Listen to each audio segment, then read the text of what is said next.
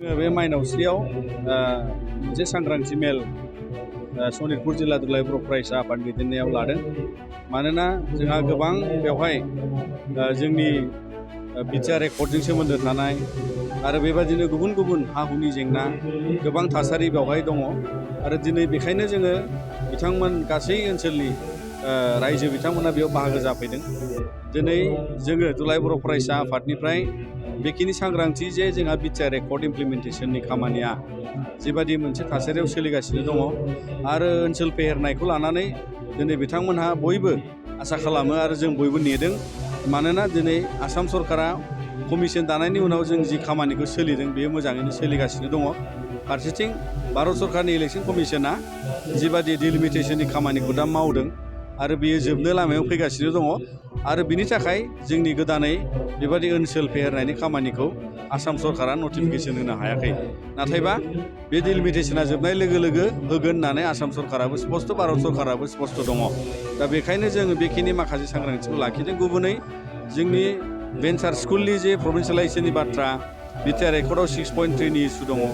दा बेबादिखौ जोङो समाधान खालामनो थाखाय दा आसाम सरकारा जिबादि माखासे भेरिफिकेसननि खामानि मावबाय आरो BTR गभर्नमेन्टआ मावगासिनो दङ। दा दिनै बेबादि भेन्सारनि गासै स्कुलनि प्रभिन्सियेलाइजेसननि जानांगौनि खेथ्रआव जों दुलाराय बर' फरायसा आफाद, बर' थुनलाइ आफादा एखेलोगे खामानि मावदों आरो बिनि सायाव जों माखासे बिथांमोननो फोरमायथिनाय जों लाखिदों। आरो बिनि गेजेरावनो गुबुन गुबुन सोलोंथाइनि जेंना थानाय बिनि बेलायावबो जोङो जाहाथे माबोरैहाय जों समाजा सांग्राङै थांनो हायो। मानोना देग्लाय सनितपुर जिल्लाया बर' बिजोंनि फरायसालिनिफ्राय आसाम नाङैनो साबसिन मोनसे रिजाल्ट दिन्थिदों। बिथांमोना 95 जौखोन्दोआव माने गासै मेट्रिक होनायनिफ्राय 95 जौखोन्दो पास जानो हादों बर' बिजोंनिफ्राय। दा बेयो मोनसे मोजां नेरसोन। मानोना जोंनि ओनसोलाव गोजोन मोनसे थासारिजों लोगोसे गोग्गो समाज दानायनि, सोलोंथाइ लानायनि दिनैहाय मोनसे सम जाबाय आरो बेखौ जोंनि आइ आफा बिदा फंबाया सनितपुर हालामाव बरायदों। आरो BTR रेकर्डनि उनाव जोंनि बे मोनसे फार्स्ट माने पजिटिभ इम्पेक्ट, जायखौ लानानै दिनै बयबो गोग्गो समाज आरो गोजोन थासारियाव थानो हास्थायनानै गावबागाव खामानिजों लोगोसे जोङो राजनितिनि माखासे समाधानखौ नेनानै जों दङ। आरो बेजों लोगोसे फरेस्ट राइट्स एक्टनि आन्दाराव दा माखासे FRCया गोबाङा हा मोनथ'वाखै आरो बिनि सायाव मोननांगौनि थाखाय जों दुलाराय बर' फरायसा आफादा खामानि मावगासिनो आरो बिथांमोनाबो नेदों माब्ला मोनगोन। मानोना सनितपुरनि माखासे पार्टआव मोनग्रोबाय, जेराव माने 1935 न'खरा मोनबाय इन्डिभिजुवेल क्लेमेन्ट्सआ। आरो बिनिनो गोबां जोंहा दिनै 13,000नि बारा आरोबाव इन्डिभिजुवेल क्लेमेन्ट्स दंबावो, बिथांमोनहा मोनजोबनांगौ। दा बेखौ लानानै जोङो एखेलगे बे ओनसोलनि सुबुंजों FRCजों दुलाराय बर' फरायसा आफाद, डिस्ट्रिक्ट, आनसलिक जों ज' खामानि मावगासिनो।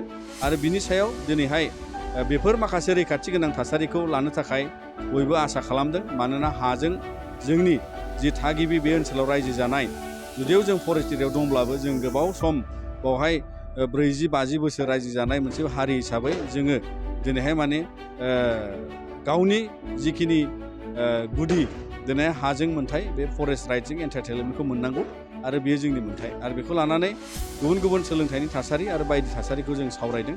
मानोना सनितपुराव दाबो जोंहा गोबां भेन्सार स्कुल दङ, हाइ स्कुल दङ, जायखौ लानानै दिनै मोजां रिजाल्ट खालामनायनि आन्दोआव बिथांमोनहाबो गोबां कन्ट्रिबिउसन दं। ओंखायनो जोङो दिनै सरकारखौ नारसिनगोन आरो बिथांमोननि गासै इसुस जायफोर बिथांमोना समाजाव मोननो हादों बेखौ लानानै जोङो दुलाराय बर' फरायसा आफादा अरायसम जोङो गासै बर' माहारिनि थाखाय खामानि मावलांनायाव दङ। BTR गोरोबथानि उनाव NDFB बिथांमोननि थाखाय माखासे समाधाननि लामा होनाय जादों आरो बेनिनो माखासेया मावफुंजादों, माखासेया आद्रा दंबावो। जेरै रिहाबिलिटेसननि बेलायाव गोबाङा मोननो हाबाय आरो बिनिनो माखासे थालांनाय दं, बेखौ मोनगोन होननानै दा सरकारा जोंनो मिथिहोदों। गुबुन माखासेया जाबाय मार्टायार्सनि मुंख्लंनि न'खरनि थाखाय एक्स ग्रेसिया होनायनि बेलायाव दासिम 187 मुंख्लंनि मुङै बिथांमोना दाखालि बावैसो बेखौ होलांबाय। नाथाय गोबां दंबावो जायखौ लानानै दा सालिजारि खालामनायाव आसाम सरकार आरो BTR सरकारजों लोगो नांनानै बिनि समाधानखौ दा एक्स NDFB दैदेनगिरि बिथांमोनखौ लाफानानै समाधाननि लामा लागासिनो आरो मुंख्लंनि सिनायथिखौबो थि खालामनो थाखाय दा खामानिया गोख्रैयैनो जागासिनो दङ।